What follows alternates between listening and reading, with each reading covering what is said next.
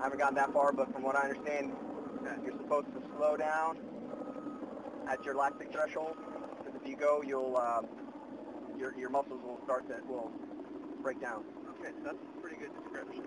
Can you picture a y-axis and an x-axis so far on a graph? So volume and intensity. There's a certain point for all of us where we can't do this forever, right? The heart rate and it produces, what do you say? The Lactic acid. Okay. So we're either going to explode or we got to do something. Usually we slow down or we level off. Okay. So having a high lactate threshold is nothing that makes us go fast. Does that make sense? So the VO2 max and the lactate threshold require a lot of training, but mostly mom and dad have a lot to do with it, right? Okay? And pretty much you'll reach a certain age in life and it doesn't matter how hard you train. So the third thing, which is what we're all about today, is technique. Technique, it doesn't matter who your mom and dad was, and there's almost no limit to what you can improve on as you age. Okay? And the good thing about endurance sports and triathlon in particular is that you can train smarter and perform better even though you're getting older. Okay? I'm 44, and next year I'm looking forward to my best season in my 24-year career so far. So, and it's not because I'm physically getting better, but maybe things involving technique is helping me out. Okay? So hopefully that makes sense. The three things, all we're going to focus on is technique. Now, there's a buzzword that I'd like you to think about today.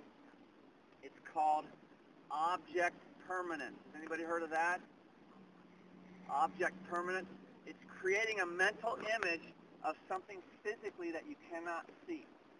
Okay? And what's going to help us do that is what I call the 7 elements of athletic movement. So from this one on down, these 6 elements support this one called body position. So that's the first thing we're going to talk about is body position in running. Now the Greeks were great mathematicians and doctors, and there was this Greek philosopher Alexander, and he developed what's called the Alexander position.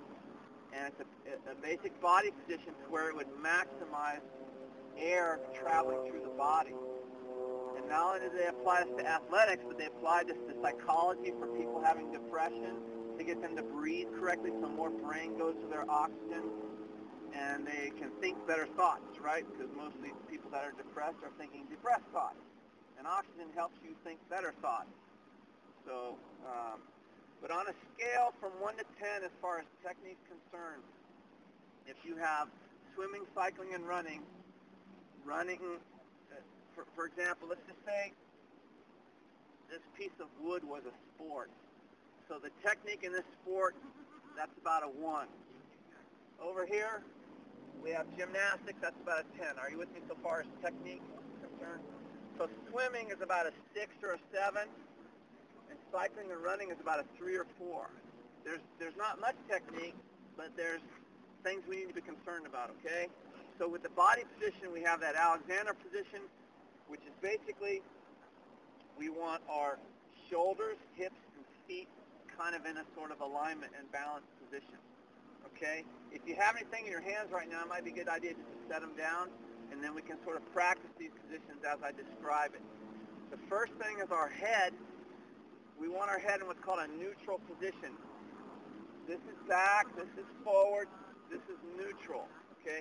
When you do any type of body movement, swimming or across land, the more your elements can be in neutral position, the better off you are as far as stress is concerned. So our head is level. Our eyes look out at about 10 meters as far as looking on the road is concerned. All right, moving on down, our shoulders. We want our arms sort of in maybe a warrior type stance where your shoulders are a little bit out, pressing the shoulders out. Okay, hands move freely. Because obviously, this is not efficient, cramping our shoulders in. We can't run like we're carrying a bass drum in a marching band, so we want to be sort of in the middle, all right? And that opens our lungs up.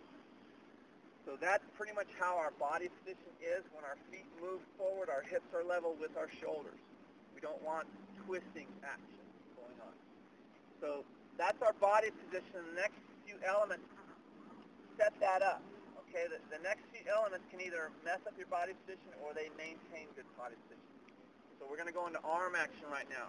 Arm action, the purpose of arm action is to maintain balance. All right? If we're balanced, then there's less stress on the feet and less stress on trying to go forward. Our arm position is simply, if we're standing almost at that marine attention, but with the chest a little bit out, we're just going to bring our arms up, almost parallel to the ground.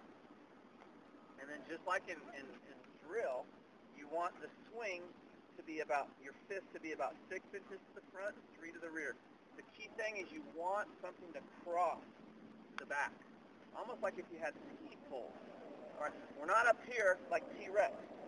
Okay, we're down about the belt level, and our fingers are extended and joined and loosely curled as though we're gripping a card and trapping a credit card or a no matter how fast you're going compared to how far back your head goes back, and then you get faster, you're naturally going to go back further. If you're running at a slow pace, it kind of feels awkward to get that 3 inches back. Okay, so you're on at a full speed pace? I would say, are you talking a full-out sprint or marathon pace versus PFT pace, 3-mile pace? Marathon. Marathon versus, it really shouldn't change. Okay. As your steps per minute shouldn't change. Nothing should change. Now, when you're in that 15-second sprint, it's between you and second place. Yeah, everything's going to open up. But you can only do that for 10 or so seconds. Okay, so that's a good question. But our arm swing is just to maintain what? Balance. Balance, okay? What's going to help us is that we always use a bony landmark to brush against as a reference point to make sure we're getting a full arm swing. All right? Good, and it's not too difficult in the wintertime to at least have one treadmill session a week. Most gyms have mirrors, and you can check your technique. Or you can ask somebody, hey, can you make sure my arm is crossing this mid part of my body region here, okay? So any questions about the arms? Just like in swimming, we have a holy ground. We don't want to cross what? The midline, okay? Because that third law of motion, of Newton's law of motion, is every action is equal to opposite reaction. My fists come across my midline, I'm going to shift my hips. And then I'll have energy displacement going this way. We want all our energy going forward. Okay? So our leg action is we want to have a movement to where we create 30 steps every 20 seconds. So you multiply that times 3, how many is that a minute? So most smart people will tell you 90 steps a minute, but I can't count that high, so I go to 20 seconds. Is that all right? If we just do 20 seconds. So what's going to help us do that is we want to have what? A long stride or a short stride? Short stride. We want to keep the landing of our feet to where our hip region absorbs the shock. How that's going to be possible is we do not land heel first. We land with our forefoot first.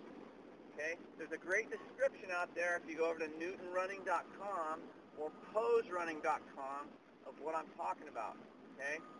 But a lot of people don't believe me, so I do a little test to prove that it's more efficient to land on the ball or forward of your foot rather than the heels. Okay? If we land on the heels, what is supporting the impact of all my body weight? Knees. Isn't it amazing how we have knee problems so much in running if we don't use the proper technique? Okay? Also, when I have big strides, just like if we're on the firing line, you understand a 200-meter shot goes kind of straight. A 500-meter is going to have a little trajectory before it gets to target, right? Are you with me? Yep. So when I land on my heels, to do that, to have a big stride, as maybe we were taught in the 80s, I'm spending energy upward, vertical, and that doesn't help me in my running. Does that make sense? To have a big stride, I got to. Now, when you have that 10 to 15 second dead sprint for your first or second place, yeah, you're gonna be opening it up. But for your regular running, you want to have small strides.